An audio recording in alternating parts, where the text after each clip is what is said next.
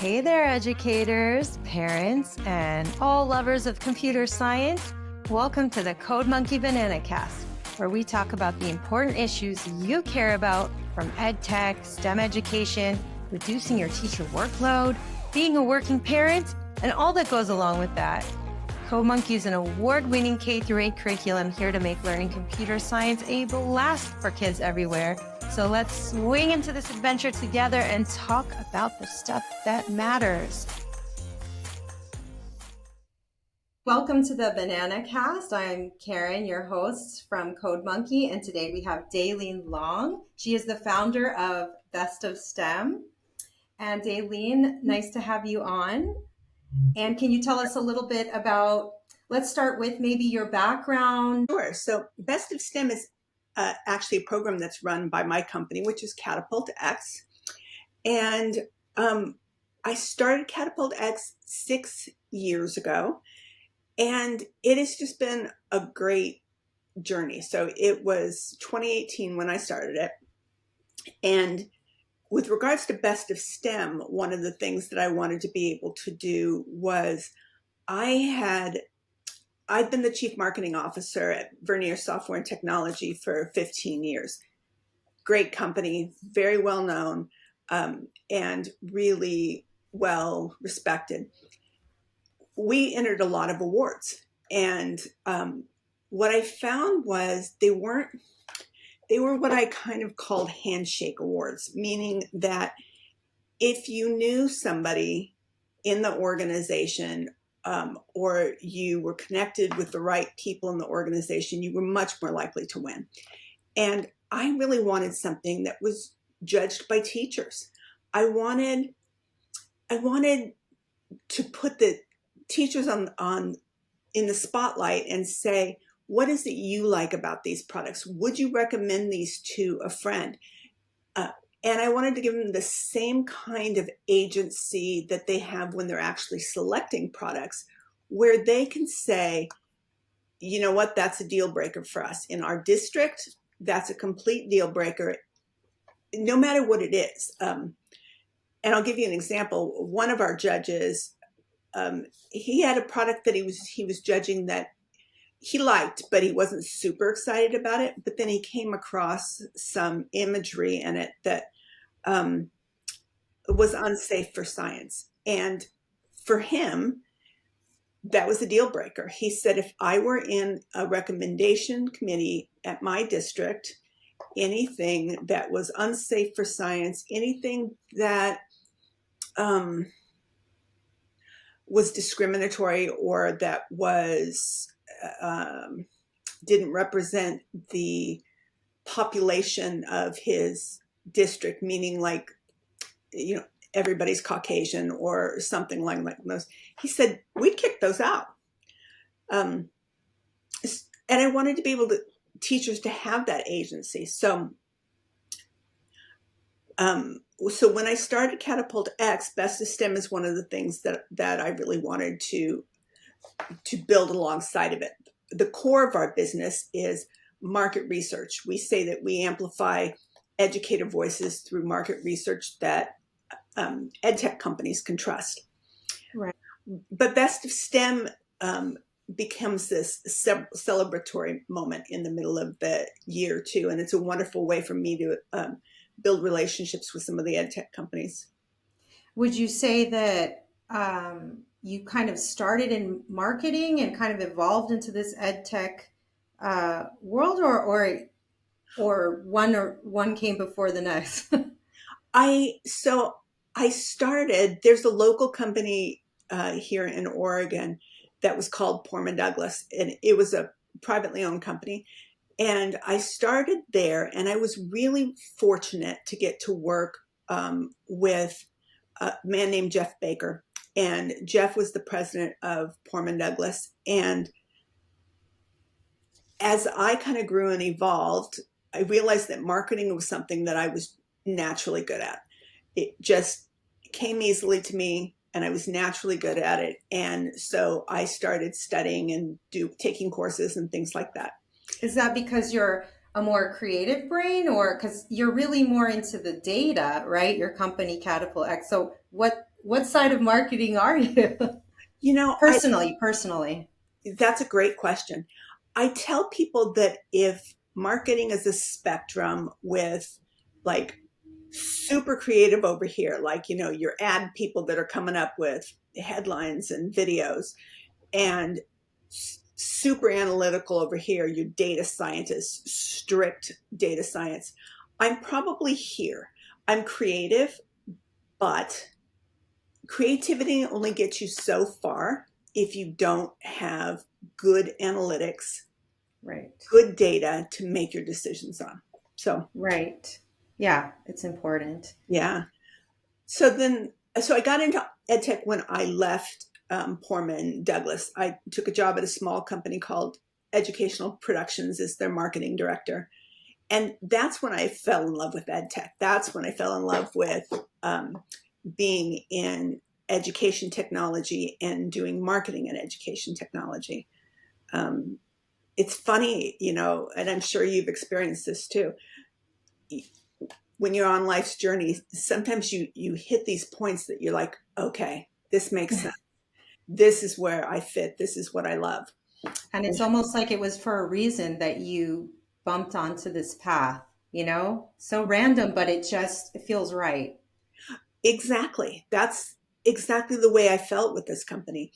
Uh, it was a small company. It was maybe $1 million in revenue, and just a handful of people, all women actually. It was a woman-owned and run company. I was there for 3 years, and when the job opportunity at Vernier came along, it was kind of like all my background came together, because I had studied science in college. I'd studied biology, and I originally kind of wanted to go into the health sciences. I studied biology and chemistry and organic chemistry and um, statistics and calculus and those kinds of things. So for me, when the job came up at Vernier, it was another one of those moments where it kind of hones everything together. Um, because I at least understood the language of science. I understood the purpose of science. I was by no means a scientist, but I was definitely a marketer, but I understand and respect science. And so things really came together for me when I was there at Bernier. So If we can talk a little bit about the Best of STEM, sure. it's an award program for ed tech companies and educators for their programs. Maybe tell us a little bit about maybe the impact you've seen it made on educators and ed tech companies, and has there been any shifts, in the years that you've done it, as far as how the technology has progressed in ed tech and in schools?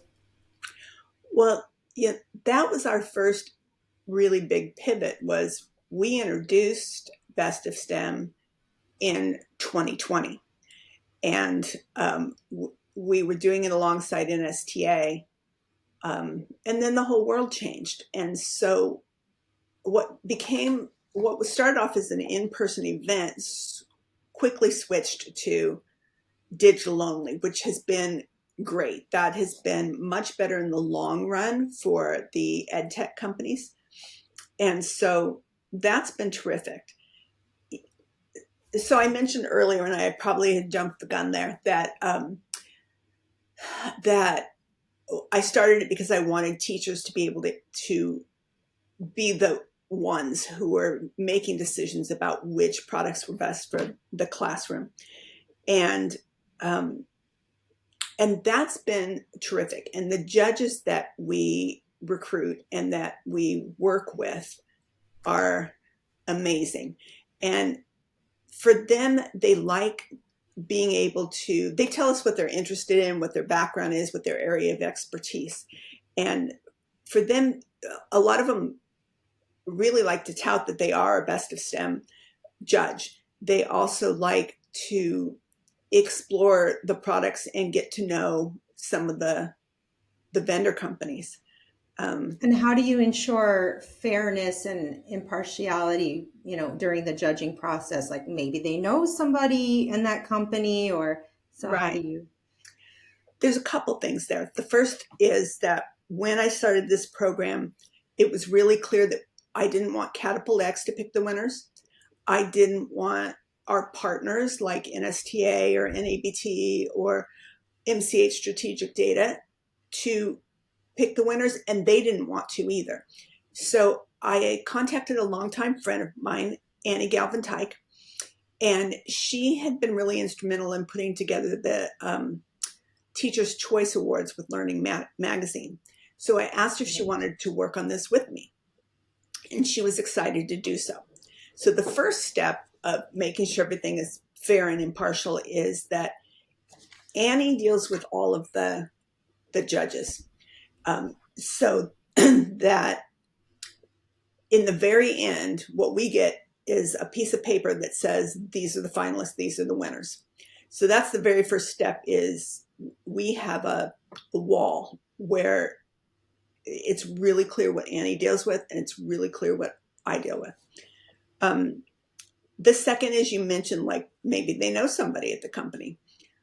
Well, our judges are really, they're really upfront. They're really transparent. And so they'll tell us, I can't judge this company because I do workshops for them in the summer, or I can't judge this company because I'm a consultant for them on a product.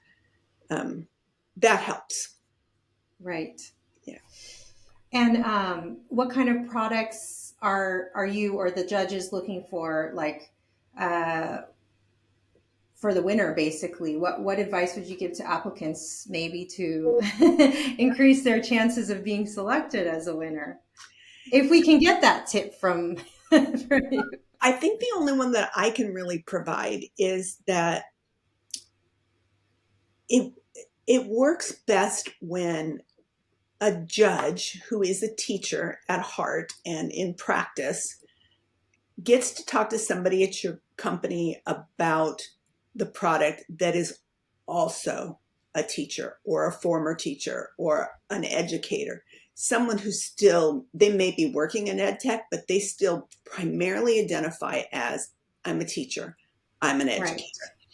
Right. The reason that becomes magic is because those people in your company can say, hey, here's how I would have used it in my classroom.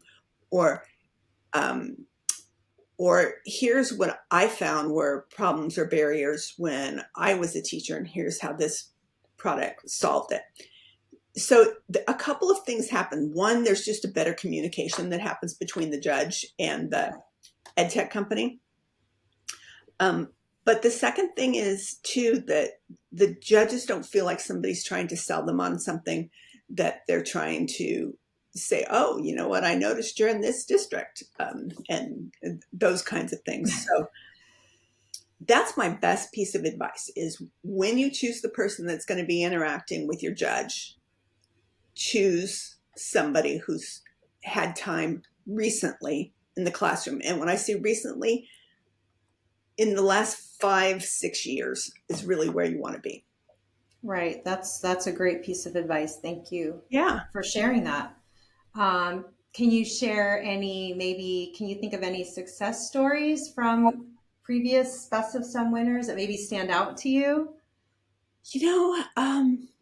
There have been some really fun ones. There's been STEM Sports last year was a fun one. They're a smaller organization, but when they won, they did this really super cute TikTok style video and of them like kicking a soccer ball around and being all excited and that kind of stuff. And that was really neat. And it leveraged their promotion for it because they had a video that was engaging that they could post on social media and that kind of stuff. So that was kind of a little one that was fun. The other one that comes to mind is early on, we had a best customer service category. Oh. And we also had educators could do write-ins. We don't do this quite like this anymore, but educators could do write-ins too. And we started seeing that a bunch of people were writing in the company BioRad. And what was interesting about that is BioRad hadn't entered that category. But they were getting a lot for it. And we started talking to teachers about why they were mentioning BioRad. And they said, it's not so much that they have great like technical support. They do, but it's more that when I get my stuff, it always works. It always works. And so to them, that was what best customer service meant, was they could consistently and reliably look at these products and say, it's always going to work for me in my classroom. And if I have questions, they would go to the website and their answers would be there. So it was a new twist on what customer support meant to them, that it's not picking up the phone necessarily anymore. It's also, what are your online resources? What are the resources in the product? What are all the things that make this really teacher friendly? So right. Those are two that really kind of come to mind off the top of my head that have been interesting stories. So I just want to say, like, it just popped into my head, but your marketing toolkit that you guys offer to the winners, which is really great, guys. It's it has all the logos you can use for Best of STEM and everything like that. What you should do on your social posts. It was the catalyst actually for our marketing toolkit. We don't use it in the same exact way. We have images like for our characters and all that kind of stuff. But I just wanted to just tell you it's just a great program. It's very well thought out and organized, and it was actually helpful for me. Well, two interesting things about that. One is that was one of our first goals with Best of STEM and with Catapult X. We wanted to be able to provide resources for companies that we're working with that make it easier for them to get that kind of marketing that becomes organic, right?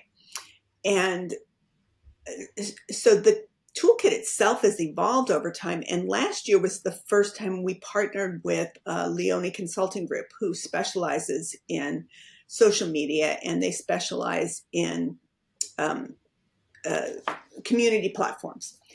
And so they helped us take what we were doing and then up it a level and really give a lot of super healthy tips in there. And so, and we're using the same format with the toolkit, and we are partnering again this year with Leone Consulting Group on that to help us build things out, because they stay on top of all of those things. Yeah, and it's great to be part of Best of STEM because it just makes it easy, as a marketing department. Right. That's part of the reason we're entering. Yeah. Yeah, That's exactly it. And we try to put those hooks in place. We try to get a little bit better each year too. So yeah, it's awesome. Yeah. And any new categories we can look forward to this year? Well, one of our former winners suggested that we have a category of Best of STEM for AI and looking at how it impacts teaching and learning. I can tell you who that person is that suggested it if you like, because he's on this podcast. I'm not trying to pat myself on the back, but it's a good question. No, I just wanted you to tell everybody for real.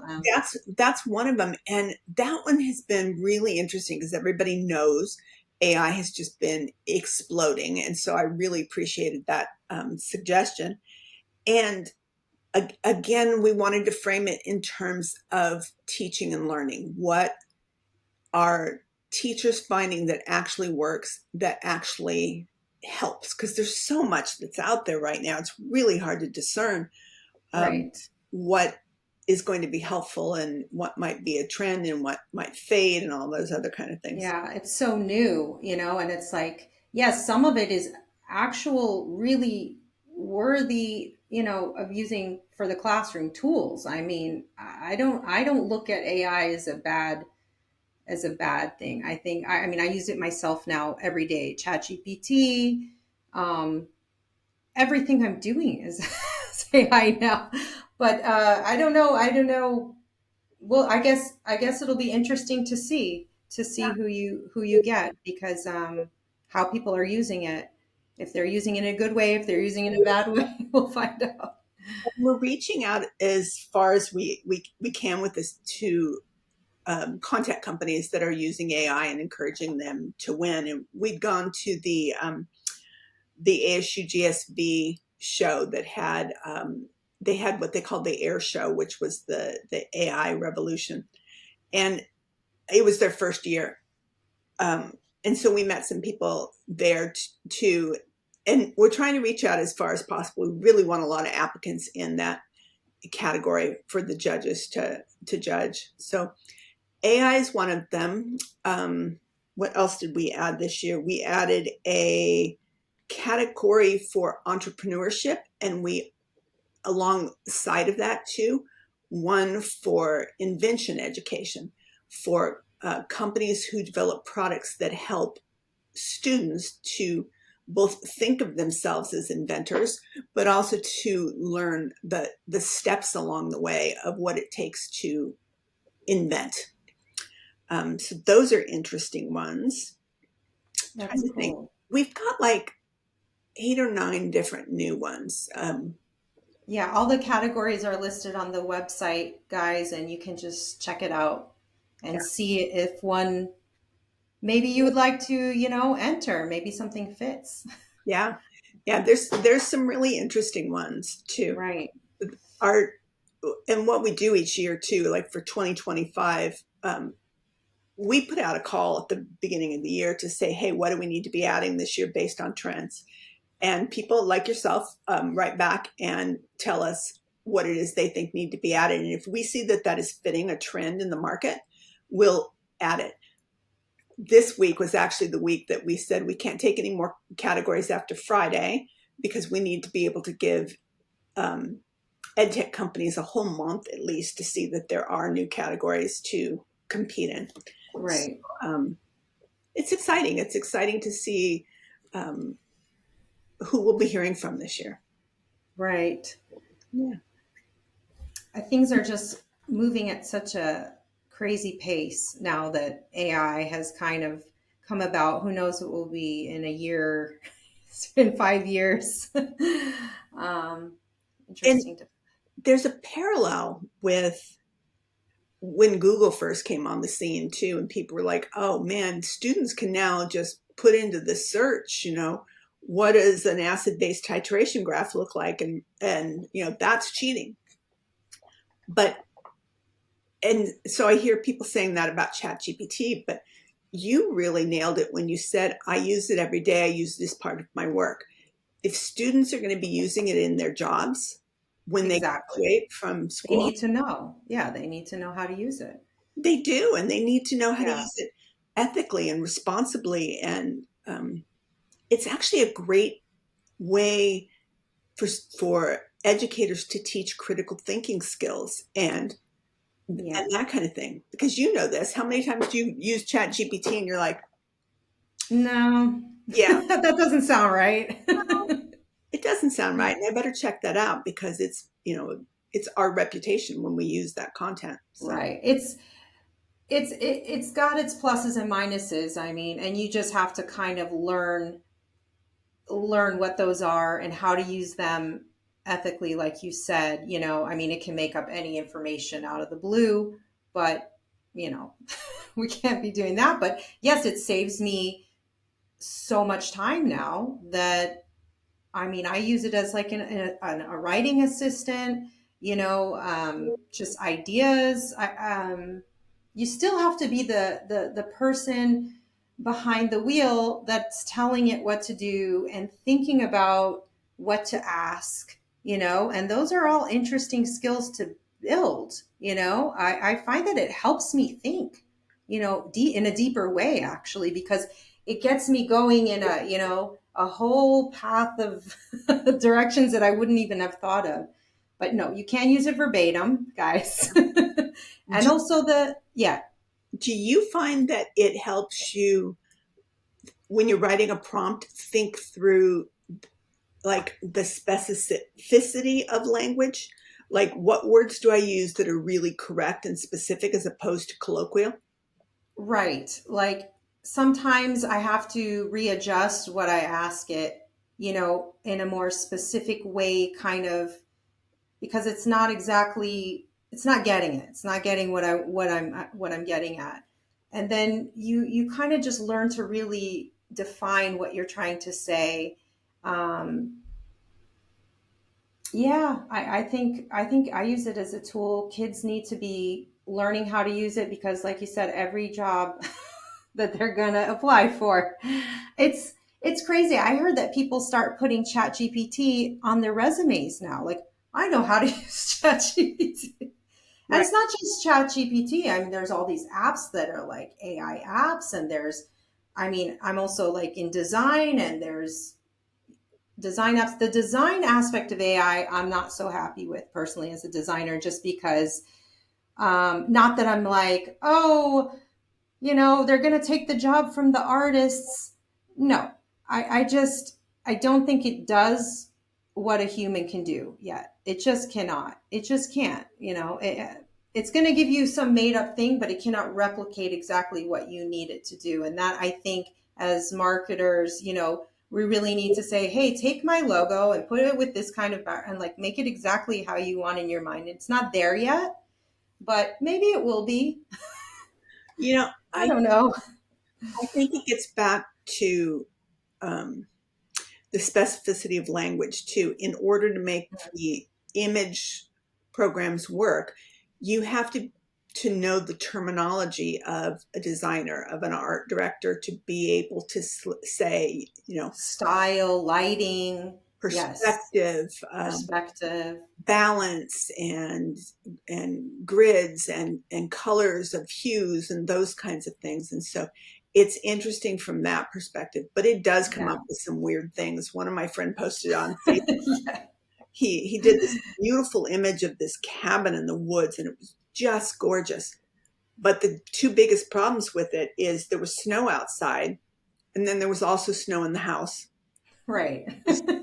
around, and there was a stairway that went to nothing. Um, so, I mean, sometimes it just puts in these bizarre things. Yeah, it's not there yet, but it's good to just start. I think a lot of companies are trying to push it as, um, a finished product, and it's really not. So whenever you see those ads, social media for somebody's going to solve all your problems with their new AI thing, ignore it. It's not happening Yeah, yet. I totally agree. Um, Yeah. but it's good. It's good to get your, hands in there and see what's going to be and how we can use it, for sure. And some of those um photos I've seen have been horrifying. oh, I that's what I'm saying. Like, I'll be like, here, make me this and it'll be perfect, except they have six fingers, on Yeah. their hand, and then Yeah. it's just not doing it. Yeah. um on another note, interesting, you're a swimmer. I am a swimmer. Yeah. That's so cool. My son is a swimmer too, so I was like, oh, she's a swimmer. Yeah. I I've always been a swimmer. I grew up in California, so I swam in the ocean a lot as a kid. I wasn't on a swim team or anything like that, and I didn't really learn to swim with like good stroke and good form actually until the last few years. I'm definitely self-taught, but I've worked with coaches along the way. But mostly for me, I it's quiet Yeah. underwater.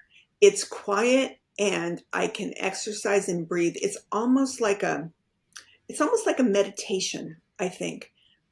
When you're swimming and you get into this rhythm where you're concentrating on your breath and you're concentrating on your stroke and you're staring at a black line for a long time. And Um, that's so important. I mean, like, we need that healthy physical meditative state to be able to work really to use our minds in our jobs. We have to, it's so important to balance that physical mental. Yeah. And it's one of the reasons that I actually founded Catapult X too, is I wanted truly to be able to balance my health, my family, my son, my work, my friendships. And it's really hard to do when you have a big role. When I was a chief marketing officer, that's a big job, and there are a lot of people that depend on you, and it's very difficult to balance.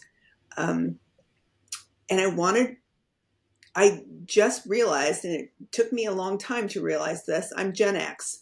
So we're kind of taught to work hard and grind and get it done and that kind of stuff.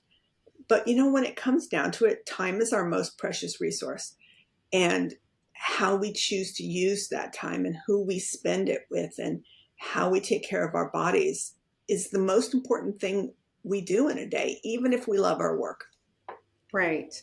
Yeah, I'm finding that I need to think more about that balance because my mind is so into my work, and not even because anybody's pressuring me. It's for my own, passion to do it and get Right. things done the right way and how I want it to, come out.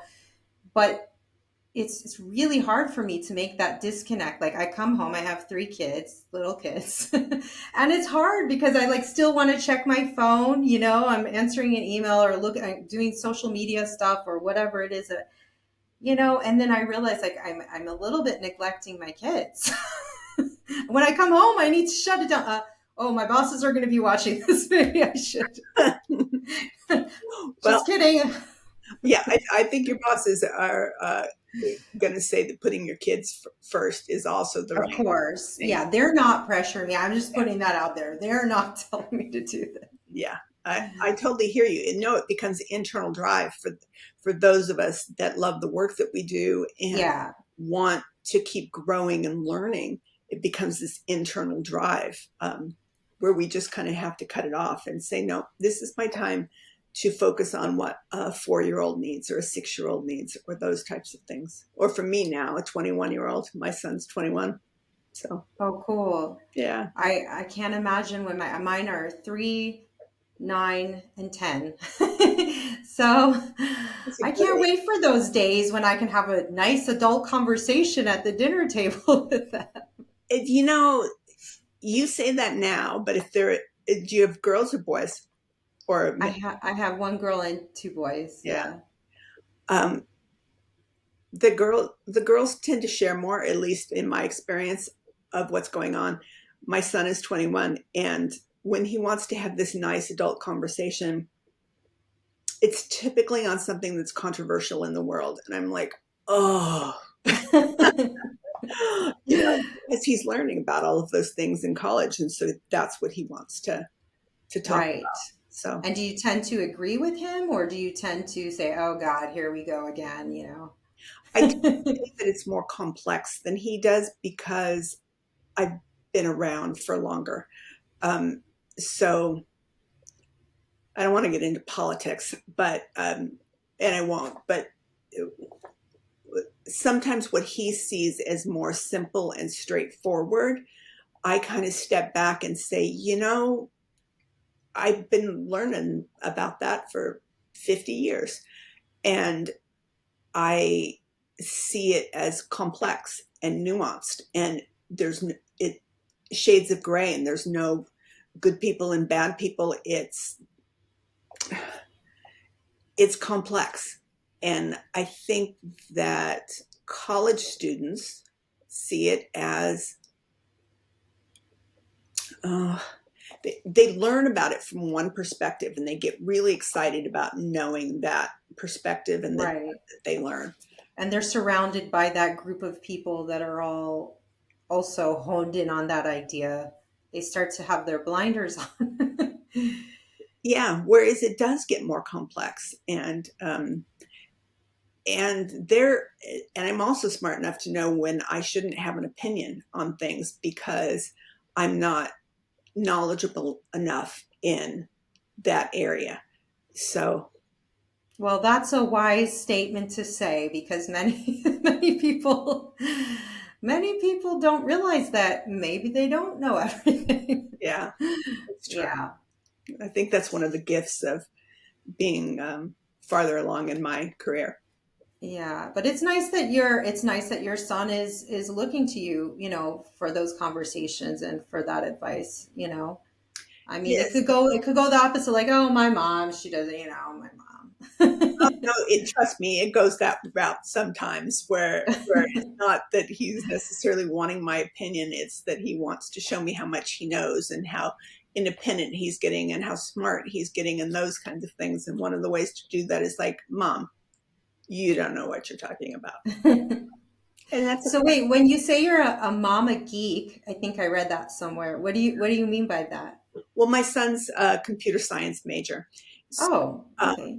and he has been interested in engineering and computer science for a long time. Like he started making his own little web apps and things like that when he was like 9 or 10. Um, and he's been interested in technology for a long time. I will never forget. He was little, like 4, and we were walking through the offices at Vernier, and David Vernier was in his office, and his door open, and Dave is very creative from a technical standpoint. He's like really creative and he's got technology all over his office and that kind of stuff. We walked into Dave's office so that I could, have my son say hi to him. And my son looked at all the stuff that was in Dave's office and he was like, his eyes got big and his hands kind of started to like, and I'm like, no, don't touch things. But he was so excited about it. So when I say I'm a mama geek, it's both my own interest in science, but it's also that I've needed to nurture this person who came out of my body who is so interested in things that I never thought about before or truly am not innately interested in. And so nurturing his curiosity, nurturing his ability to understand that like failure in invention is a wonderful learning tool, that engineers don't fear failure. They look at it as a learning process. How do I iterate next? So it's both kind of an internal thing that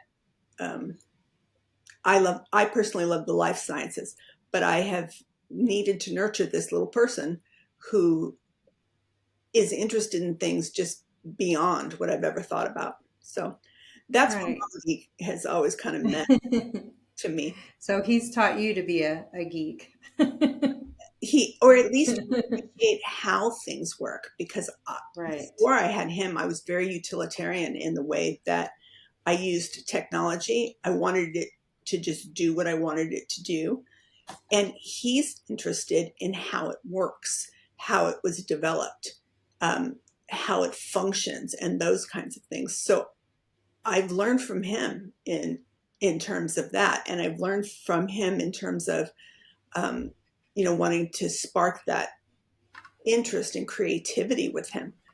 Um, so it's been a journey that if you had told me when I was 25 that I would be on, I don't know that I would have believed you. So yeah. Wait, before we close up, I gotta ask you about your concussion story that you kind of hinted at. I didn't hear the whole story. Can you tell Yeah. everybody about that? It's one of the reasons that I founded Catapult X is that, as I mentioned before, um, I really wanted to have my own agency and be able to take care of my health, because I had gotten to the point um, in my career where I was just running myself ragged, and um, I was I was working really hard.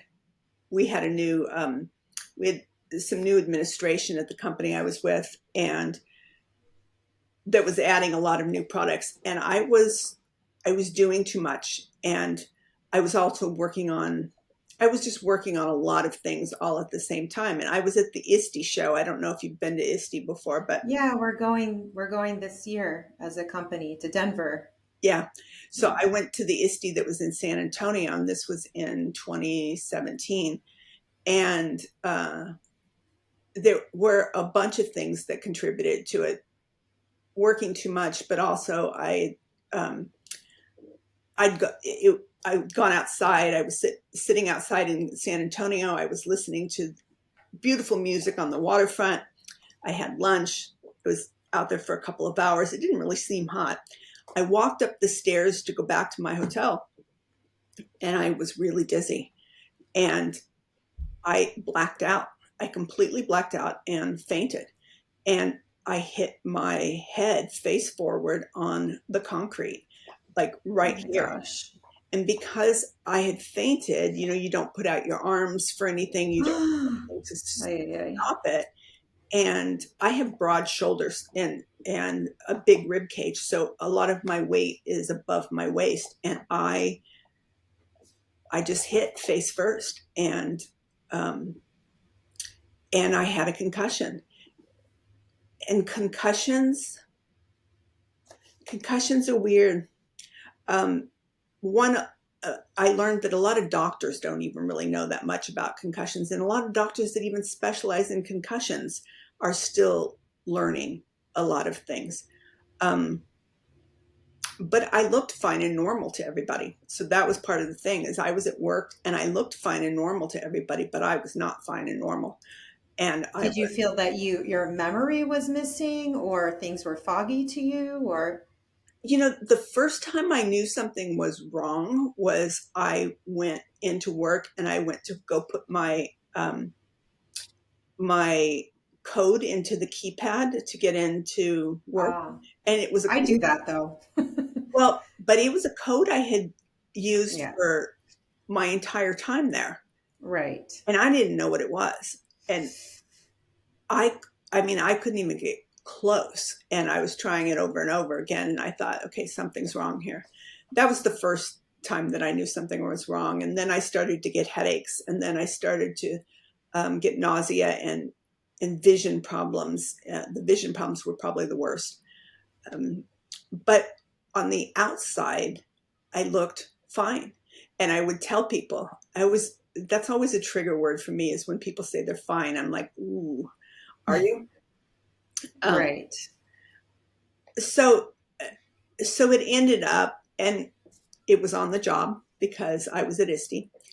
And so it ended up that it took about 5 months for workman's comp to even come up with paperwork that said, yes, she's had a traumatic brain injury. But by then I still had a lot to heal from. So it's a much, much longer story than that. But the short end of it is I stepped away from my role as chief marketing officer. There's a lot more to that story as well, but I stepped away. I started Catapult X, and the first year You started it after you were like really healed or? No, I wasn't. Wow, that's amazing. Well, to start a company is hard enough. To start a company with a concussion? I know. Well, that first year I just went really slow and did what I could. And I worked short days. I would work 4 or 5 hours a day, but I would work 7 days a week because that's what I needed to do. But I also, Right. if you're looking at it and you're saying, okay, I'm going to work 5 hours a day, 7 days a week, I can break it up. I can get out in the sunshine. I can go to all my doctor's appointments. I can do all of those kinds of things. But it took a long time to really fully heal from. And I had some just great companies that worked with me that I am so grateful for today, because they took a chance on me and said, let's do this project, let's do that project, and those kinds of things. And so for me, it really took off more, ironically, in 2020. Um, so That's amazing. And it probably, I mean, sometimes traumatic events like that are turning points that really light a fire, under you, and amazing things come out of it. it's true. And I tell people I wouldn't say I'd do it all over again, because if I had fallen differently, I could have I could have died, right? And it was also a wake up call that I was just handling far too much. Right. But it was a turning point. And where I am now, oh my gosh, I work with just some of the most amazing companies as clients. And I love having my own business, and I love being able to um, build my business around values that are important to me, of good science education and people being healthy. And I don't have employees, I have collaborators. And that, I mean, I literally work with other people who have their own consulting business, and we collaborate on projects together as opposed to having employees. And I Wow. love that. Yeah, that's great. Yeah, it works really well for me. Um, so I Well, am completely healed now, and really started to be like around 2020. So it's been good. It's been really good. Um, I'm grateful you, for that. you're a role model. You really are, because just, everything, you can read about Daylene is impressive enough, but now to know that she had a concussion while she was doing some of this stuff, I you know. have no excuses, guys. I know. And No, really. the two longest things that took the longest to heal, and doctors will tell you this is not uncommon, is one, I had incredible fatigue, just kind of like where I felt like somebody turned the off button.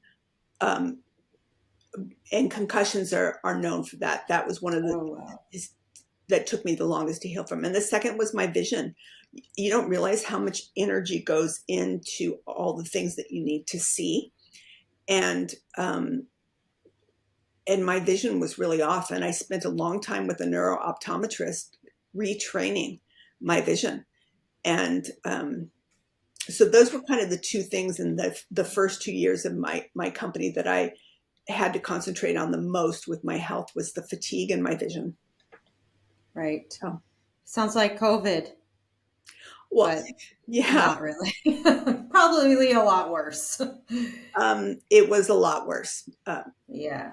But But just like COVID, I mean, it kind of it changed us, it changed the world, it changed our perspective. And I mean, it's kind of crazy. We were talking about before, like spending more time on the things that matter.